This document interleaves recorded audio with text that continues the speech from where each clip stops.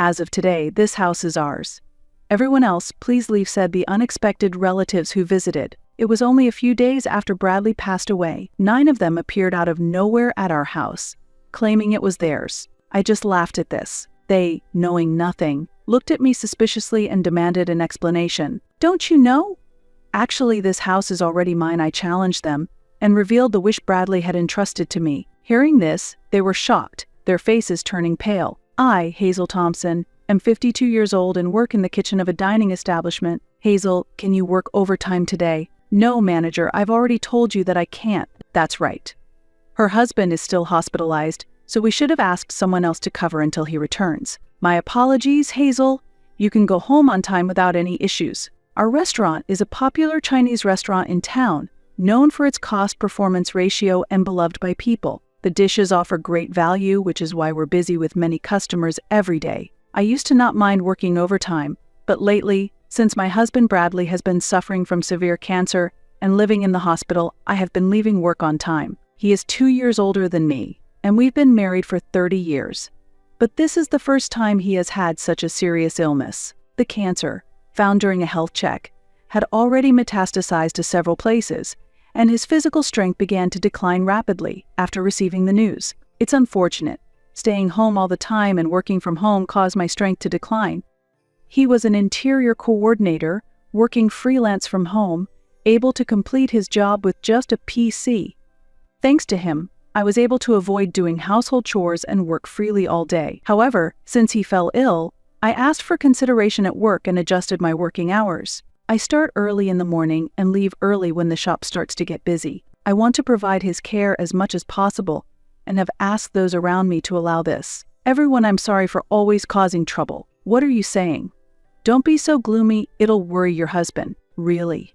Just act cheerful and take good care of him. Don't worry, the manager will take care of everything if something happens. Who do you think we are? Laughed my colleagues, joking around. When I asked, everyone accepted without any complaints. Moreover, they even suggested I leave early. The manager was concerned about my financial loss and adjusted the shifts to create the current work schedule. I am grateful to be able to work in such a wonderful workplace. When peaceful days return, I intend to properly reciprocate. Thinking this, I expressed my gratitude to my colleagues and signed the attendance book. I quickly prepared and hurried to the hospital. Ah, you must be Mrs. Thompson. The doctor just arrived and is talking with your husband. When I arrived at the hospital, a nurse noticed me and warmly greeted me. Upon her words, I quickly rushed to the hospital room and entered where Bradley was talking with the doctor. Your wife has arrived. Ah, you finished work. Thank you for your hard work. Bradley is older than me. Originally, he had a youthful face, and often people would think I was the older one.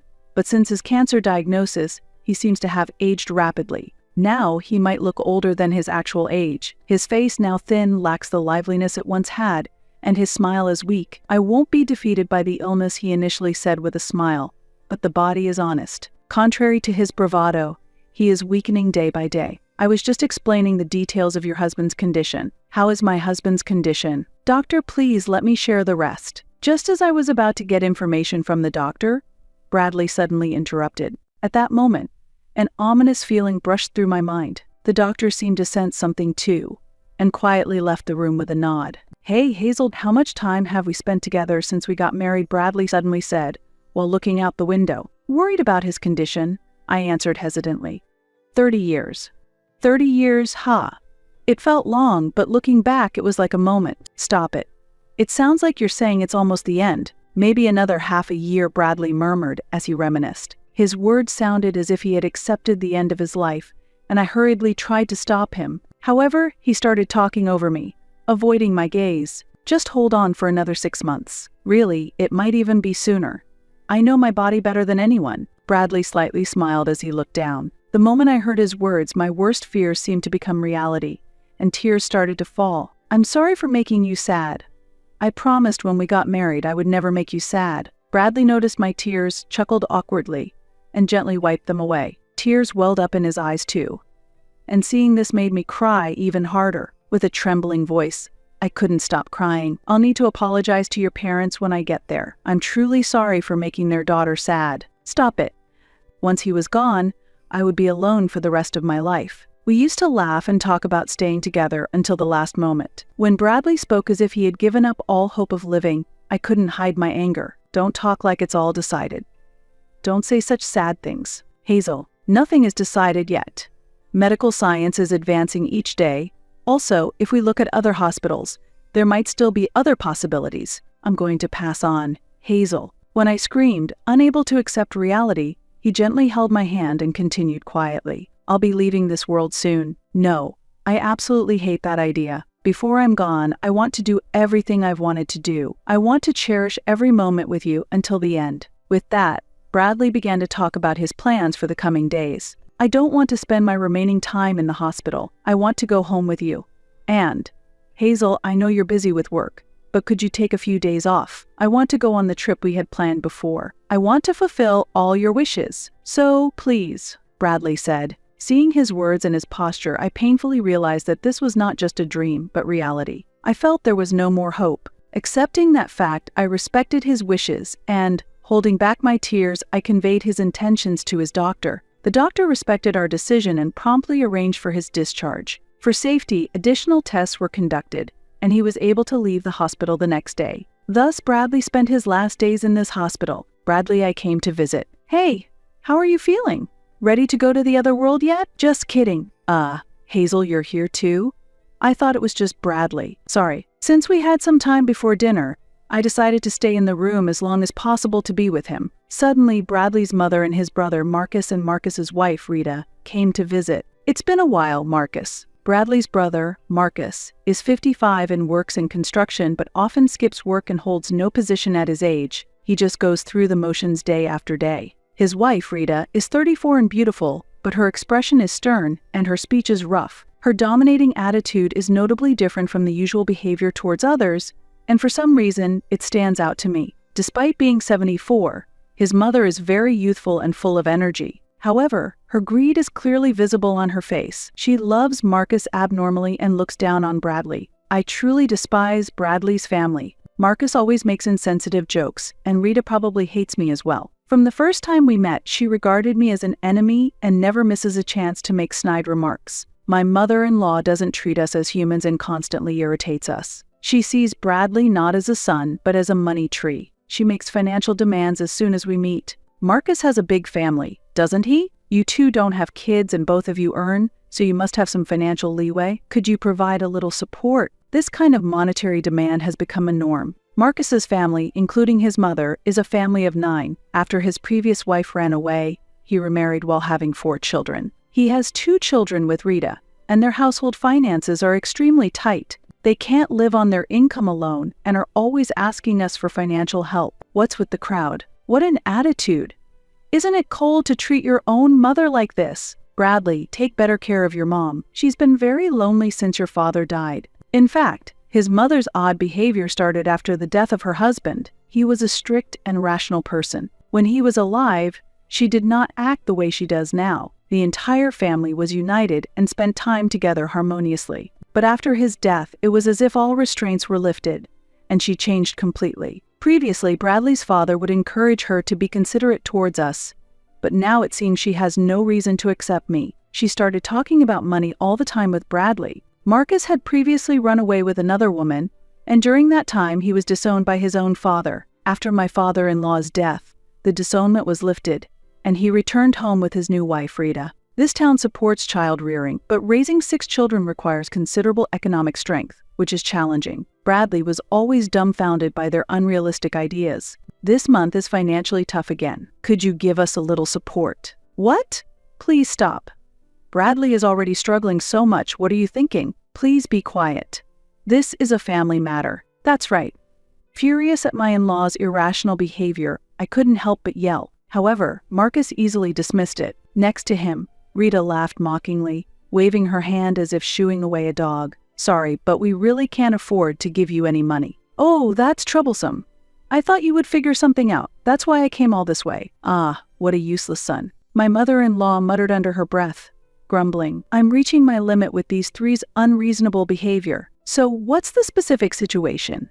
How is the cancer progressing and what about the prospects for discharge? Clearly, she was not concerned. Given her greedy nature, she probably had some selfish plans in mind. He has 6 months to live.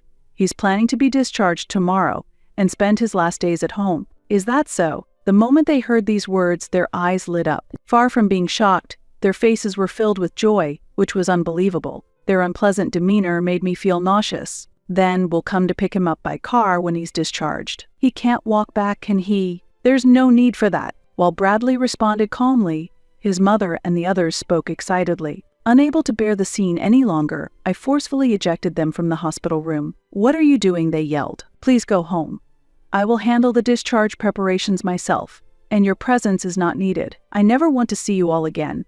"What are you saying?" As my in-laws tried to argue, I quickly dismissed them, slammed the door shut, and locked it. I immediately explained the situation to the hospital staff and had the nurses prohibit visits from anyone but myself to ensure my in-laws couldn't contact Bradley. "I'm sorry, Hazel.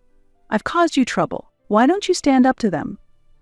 They ridicule you and use you." I pressed him, my anger rising. Why should such undeserving people live at ease while someone like Bradley must suffer? It might seem irrational, but I felt I couldn't bear it unless I lashed out at someone. I still loved Bradley deeply and didn't want to accept that he would be gone. I didn't want to confront them and burden myself. So I was glad you spoke up clearly. "Hazel, that's why I have a request for you." "A request?" Bradley then entrusted me with a significant task that was so unexpected, I couldn't hide my surprise on the spot. Yet he was utterly serious. With a grave expression, he emphasized, "Please, this is my first and last request." "Understood." I promised to fulfill it. After that exchange, I took custody of a specific item from Bradley and went home for the day. The next day, before my in-laws arrived, I quickly helped Bradley to get discharged from the hospital. We returned home, but there was a lingering fear that his family might soon show up. Determined to protect Bradley from them, I decided to slightly alter his wish. Eventually, instead of staying at our home,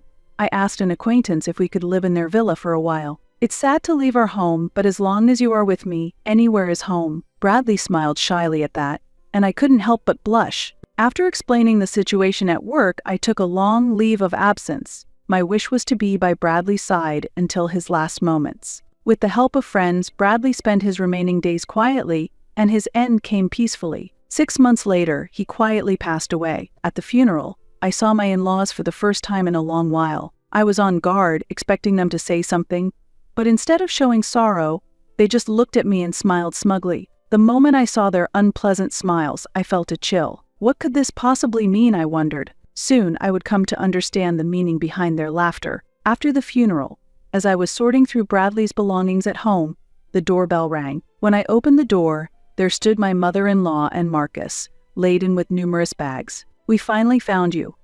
Heard from the neighbors that you came back." "What are those bags for?" I asked. As she tried to enter the house while complaining, I stood firmly in the doorway, blocking their entry. Then, Marcus glared at me annoyingly. "Stop blocking the way. Move aside." "I won't move."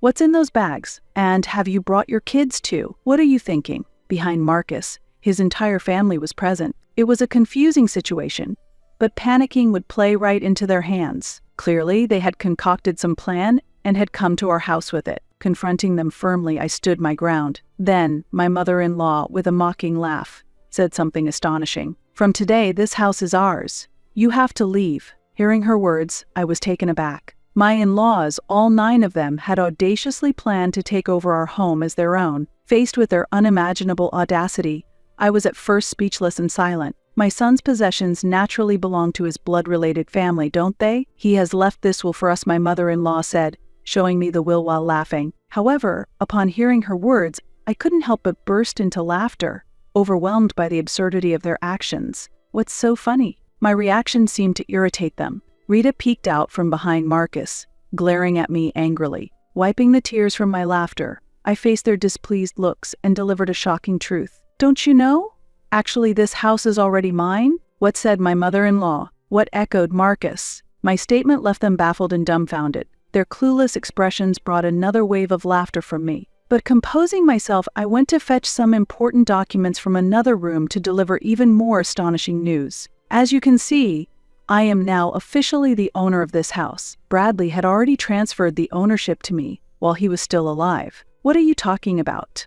my mother-in-law exclaimed, her eyes wide with surprise. She hastily snatched the documents from me and examined them closely with Marcus. "It's true, it's been changed to her name. they murmured in shock. The document was official and the ownership was indisputably mine. As my claim was clearly proven true, Marcus and Rita raised their voices in protest. "What are you talking about? How come Bradley doesn't own the house anymore?" Unfazed by their shouts, I calmly continued. "He wanted to change the ownership to me before his discharge. He thought it would be more useful for the future if he transferred it to my name while he was still alive." At this point, my mother-in-law interrupted, thrusting her copy of the will at me. "This can't be. Look, here is a will he wrote." The document she showed was indeed written in Bradley's handwriting, but there were no seals or signatures on it. It was merely a document and did not function as a legal will, which they seemed not to understand. Their ignorance only left me exasperated, and I sighed deeply. However, no matter how much I explained, they were unlikely to accept the truth. Anticipating the next developments, I asked them to wait a bit and called a lawyer for legal assistance. "I appreciate your help. I apologize, but his family has come over concerning the will. Could you possibly come over urgently? Thank you." As I suddenly started making the call, Marcus stared at me suspiciously, wondering, "Whom are you contacting?" I offered no detailed explanation to him, but urged him to come inside first. I seated my mother-in-law and Marcus in the living room, and told the children they could play freely in the bedroom. Soon, the house's chime rang, and I went to the entrance to greet the visitor. I then escorted the person I was speaking with on the phone into the living room. I apologized for the delay. As the suited man entered the room, Marcus and the others immediately became more cautious. They glared at him with hostility. "I'm sorry for the inconvenience. This is Mr. Russell, the lawyer who has been helping us with Bradley's matters." "Russell? I called you because my mother-in-law brought a will." A lawyer, upon learning Russell's identity, my mother-in-law exclaimed in astonishment. "I got acquainted to him through a friend of the owner of the villa we were renting, and he had been briefed on the matter. Although he was young at 30 years old, causing Bradley and I to feel uneasy initially. He was reputed among his friends for his quick thinking and especially strong handling of family disputes. After a face-to-face meeting, we trusted him completely. Bradley and I had explained the entire situation regarding the inheritance and family troubles to Russell, and formally hired him as our lawyer. My in-laws seemed completely unaware that Bradley had hired a lawyer. They looked astounded, as if they had not been informed at all. Marcus and the others were also wide-eyed and at a loss for words. "Allow me to reintroduce myself. I am Russell. I am here at Bradley's request.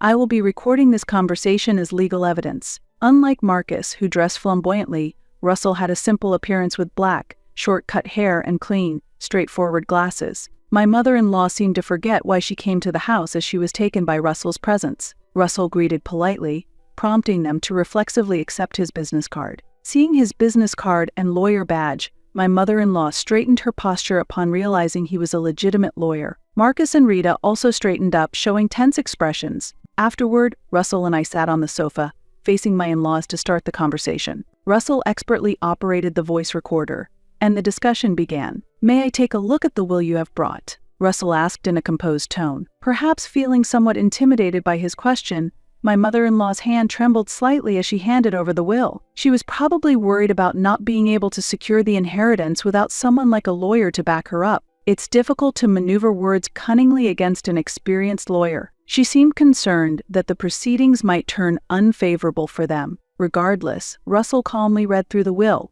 After finishing, he looked at me and nodded slightly. "Thank you. I will return this to you now," he said, handing the will back to my mother-in-law with a polite smile. His reaction only fueled her anxiety further. "Was that really Bradley's will?" she asked. "Yes, indeed, it appears to be Bradley's will," Russell confirmed. "See, with this, the house becomes ours," she suddenly began to assert confidently. However, Russell promptly tempered her expectations by adding, "That will is an older version, though." "What do you mean?" the mother-in-law exclaimed in surprise. "It seems you did not catch that."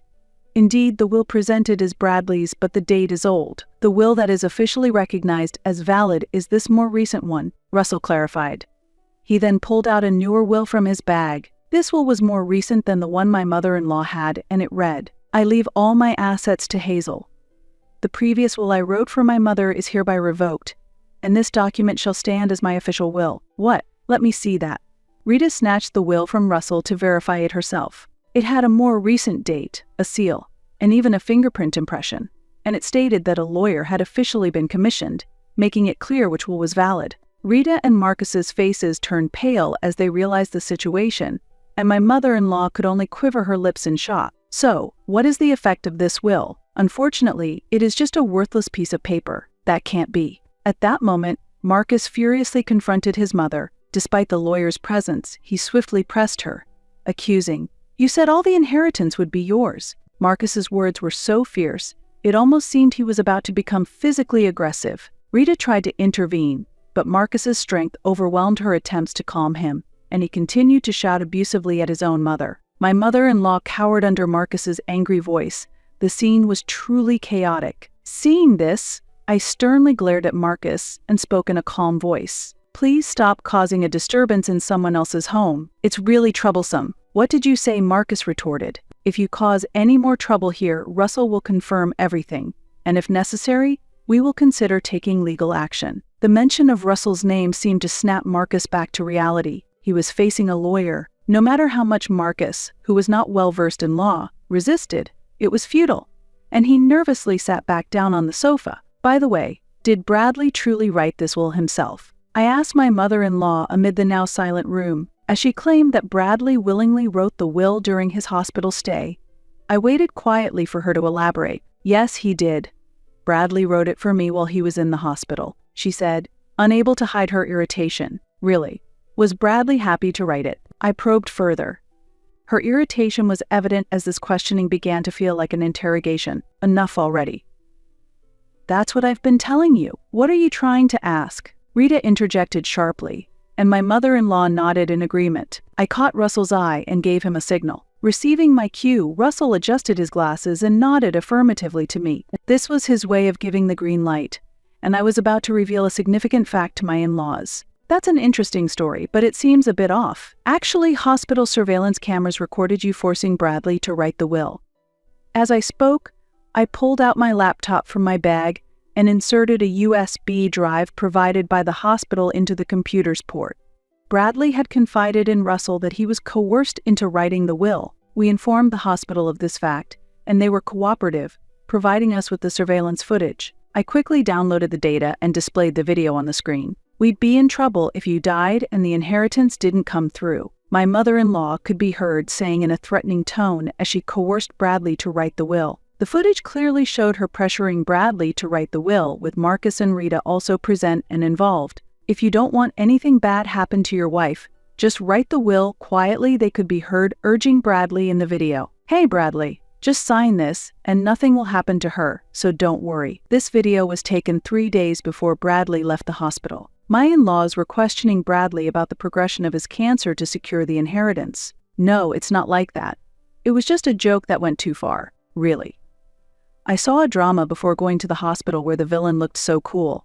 I just imitated it without thinking. I didn't mean it seriously, please forgive us." As the situation turned against them, they hastily began to make excuses. Their words only fueled my anger further, and I sighed at their unsightly demeanor. If you had admitted it honestly, it would have been one thing, but trying to hide it clearly shows intent. "Russell, can we apply charges of extortion based on this?" "Absolutely, the statements provide sufficient evidence." He smiled broadly as he picked up the voice recorder. Marcus and Rita, realizing they had forgotten about the voice recorder, showed their astonishment. "That means, including compensation for the victim, we will be filing for damages against all of you." "This can't be true."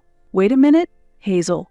It was only Mom who made him sign. We were just watching. We didn't force him to sign anything." Rita desperately tried to distance herself from the responsibility. This led to an unpleasant argument between my mother-in-law, Marcus, and Rita. "It was you two who offered to help get the will written, wasn't it? You said you would handle it properly, Mom. We were just watching. You were the ones rushing Bradley to write it quickly. That was because Bradley's medical appointment was approaching. It wasn't about rushing the will, there just wasn't much time, and we thought it should be done before Hazel arrived. It seemed they might have been advancing their plan while I was not around." Rita continued to provide more testimony, but in the heat of the argument, she seemed unaware of the significance of her own statements. The quarrel was so intense it made me want to cover my ears. Meanwhile, the children who had been playing behind the scenes seemed to notice the commotion and gathered around us all at once. Among them was a child as young as 2 years old. The anxiety in the children's eyes was evident. The children were not at fault, I understood that much. Therefore, I quickly called over my eldest nephew,